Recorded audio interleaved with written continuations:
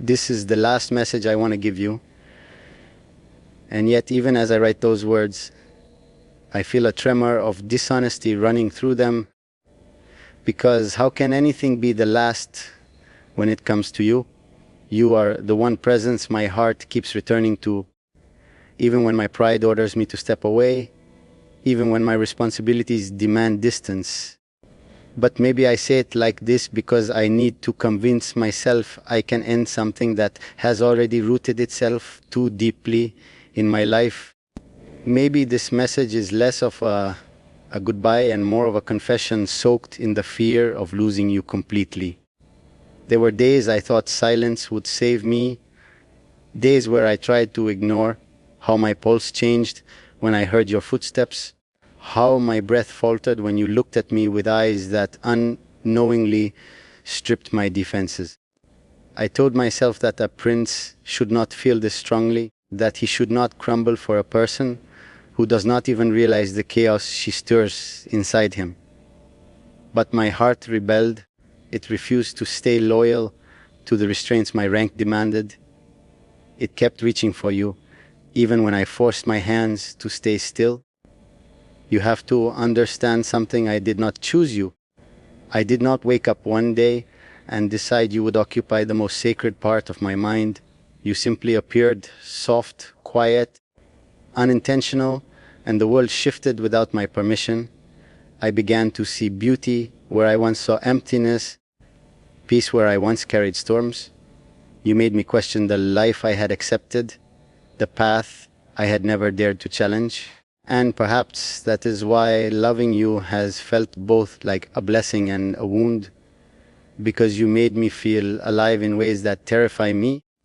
I think what hurts me most is knowing I cannot ask you for anything. Not your love, not your time, not your presence. I have kingdoms beneath my feet, armies at my command, and yet the only thing I truly want is the one thing I cannot claim. You are not a throne to be taken or a crown to be inherited. You are someone whose heart must be given willingly, something no amount of power can force, and that truth humbles me more than anything else I've ever faced. Maybe this message is my way of stepping back before I drown completely, because every time you speak, every time you smile, every time your voice brushes against my silence, I lose a little more of the control I pretend to have. I lose myself in you without you ever noticing it. And how can I continue living like this, caught between longing and restraint, between desire and duty, between the man I am and the prince I must be? But if this really is the last message I give you, then let it carry the truth I never said aloud. You were the one person who made me feel something real. Not the diplomatic pretenses, not the forged loyalties, not the expectations carved into my destiny. You were real. Your presence, your warmth, your quiet strength, they became the compass of my heart when everything else felt staged, rehearsed, controlled. You reminded me that even a man born into duty has the right to feel something wild, something pure, something utterly consuming. So I leave these words here, not because I want an ending, but because I fear I do not know how to survive without drawing lines somewhere. And yet, if ever you reach for me, even once, even accidentally, I will break every line I have drawn, because endings collapse the moment you whisper my name. And no matter how many last messages I write, none of them will silence the truth that lives stubbornly inside me. You are the one story I will never be able to walk away from. There is a weight pressing against my ribs every time I think of you, a heaviness that settles like fog and refuses to move. I try to convince myself that I can detach, that I can turn away from the emotions that have already carved their place into my existence, but nothing in me listens. My thoughts run back to you the way rivers run back to the ocean, instinctively, uncontrollably, inevitably. And in that helpless pull, I feel both surrendered and undone. Sometimes I sit alone in the quiet corners of the palace, wondering how a single person managed to rewrite the entire map of my heart without even trying. You didn't demand anything from me. You didn't chase me. You didn't even know the effect you had on me. But the simplest flicker of your presence shifted something in me that I had believed to be unchangeable. You awakened feelings I never gave permission to exist, and now I am left wrestling with emotions that refuse to dim. I find myself memorizing the smallest things about you, the softness of your tone when you speak, the way your gaze drifts when you're lost in thought, the unintentional grace in your movements. These are things no prince should care about. These are details beneath the dignity of someone raised with crowns, duties, and rules carved into his skin. Yet here I am, tracing your existence as though my entire identity depends on keeping you alive inside my memory. The truth I keep avoiding is that you have more power over me than anyone ever has, not because you try to hold power, but because your absence hurts more than any consequence the world could throw at me. It terrifies me how easily you silence the noise in my mind and how effortlessly you can shatter me with a single word. No battlefield, no enemy, no royal threat has ever humbled me the way your existence does. And perhaps that is why I am constantly torn between holding on and letting go. Every time I try to distance myself, I fail. I tell myself it is for the best, that I should guard my heart, that I should protect my position, my image, my responsibilities. But then a single thought of you rises like a storm inside me, and I lose the false strength I pretend to have. You are the one weakness I cannot discipline, the one desire I cannot silence, the one truth I cannot unlearn, no matter how hard I try. Sometimes I imagine what life would have been like if I had met you as a man rather than a prince, without expectations, without titles, without the burden of histories I never chose. In that fantasy, I reach for you openly. I say the words I swallow now. I choose you without hesitation. But reality is not kind enough to grant me that life, and so I stand in the present, torn between the heart I was born with and the crown I was born to carry.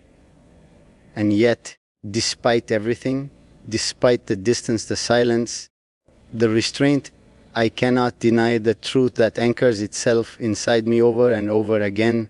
A part of me will always return to you, whether I am allowed to or not. You are the unanswered prayer, the unfinished sentence, the unspoken wish that echoes through every corner of my soul. And no matter how far I step back, the longing remains alive, persistent, and endlessly yours. There are moments when I walk through the palace and it feels like every hallway whispers your absence back at me. The walls, the silence, the golden emptiness, they all remind me of the one thing I cannot have yet cannot stop wanting.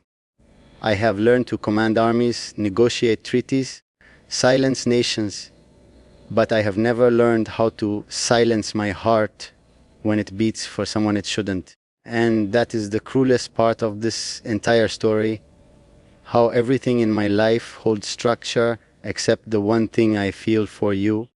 Sometimes I try to reason with myself. I convince my mind that distance is wise, that forgetting is necessary, that my responsibilities outweigh the ache I feel whenever your name crosses my thoughts. But the truth is, reason has never won against emotion when it comes to you. You are the one flaw in my discipline, the one exception to every rule that shapes my existence. And every time I tell myself to let go, something inside me tightens instead, pulling me back to you with a force that feels ancient and undeniable. There is a kind of loneliness only a prince understands, the loneliness of being surrounded by people yet belonging to none of them.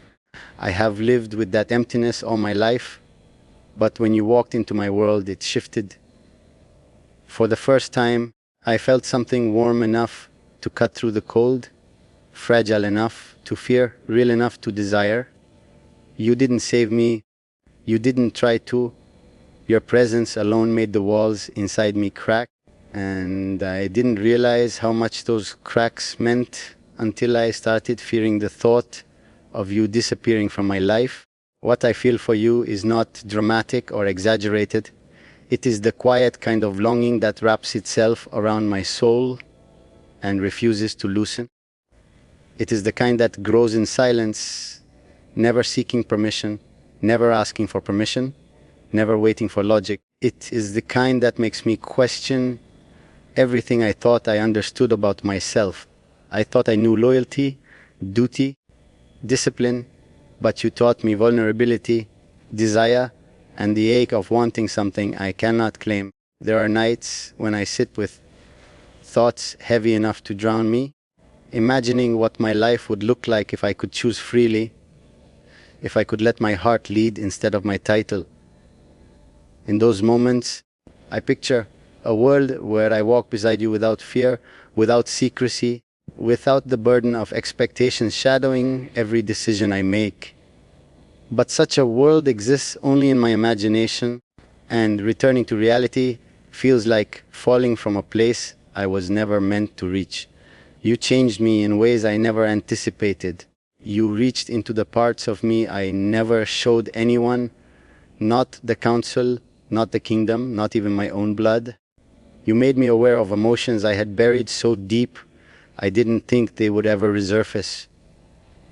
With you, I realized that even a prince, surrounded by endless power, can feel helpless when confronted with the purity of real affection. And perhaps that is why these emotions scare me. They make me human in a world that demands perfection. But no matter how much I try to contain it, hide it, bury it, or discipline it, the truth does not change. You remain the thought that lingers when the world quiets down, the echo that returns after every attempt at distance, the softness I crave in a life made of steel. And whether I speak it or swallow it, whether I embrace it or deny it, whether I try to forget or attempt to hold on, my heart remains undeniably, irrevocably drawn to you.